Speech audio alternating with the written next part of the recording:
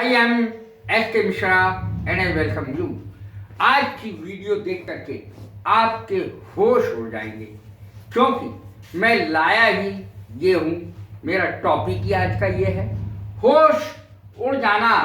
Unique sentences के अंतर्गत, निराले वाक्यों के अंतर्गत आज मैं लाया हूँ होश उड़ जाना। To be at one's wits end, इस तरीके से ये लगा करके शब्द तब बनेंगे ये सेंटेंसेस। ये सुनकर तुम्हारे होश उड़ जाएंगे। ये सेंटेंस कैसे बनेगा? तुम्हारे होश उड़ जाएंगे ये सुनकर।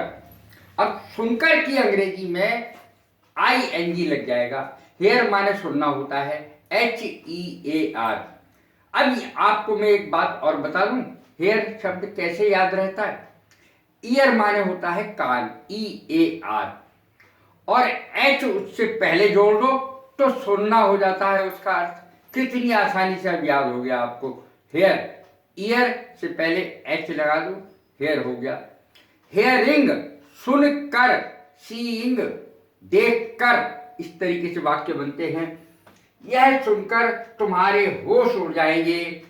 Hearing this you will be at your wits end. Hearing this, you will be at your wits end. ये सुनकर तुम्हारे होश उड़ जाएंगे। खबर सुनकर उसकी माँ के होश उड़ गए। तो पहला तो फ्यूचर इंडेफिनिट में था, दूसरा पास्ट इंडेफिनिट में है। हेयरिंग द न्यूज, खबर सुनकर उसकी माँ के होश उड़ गए।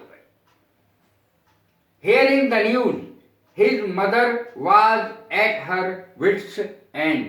खबर सुनकर उसकी माँ के होश उड़ गए, उसके पिताजी के होश उड़ गए, या मदर की जगह फादर कर दीजिए, उसके दादाजी के होश उड़ गए। His grandfather, उसकी दादी जी के होश उड़ गए। His grandmother, किसी के लिए भी कह सकते हैं। चमक धमक देखकर मेरे होश उड़ जाते हैं।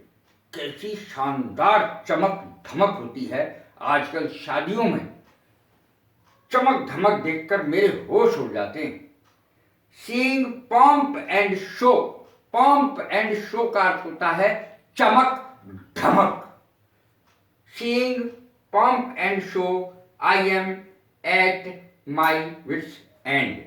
इस तरीके से अंग्रेजी बनेगी। प्रेजेंट में है तो आई के साथ एम आएगा, पास्ट में होता आई के साथ वाज आता, या अगर फ्यूचर में होता तो विल भी आ जाता। अब देखें, सीइंग द एक्सीडेंट, एक्सीडेंट को देखकर, दुर्घटना को सड़क पे देखकर भैया मेरे तो होश हो गए। I was at my wits end, seeing the accident I was at my wits and.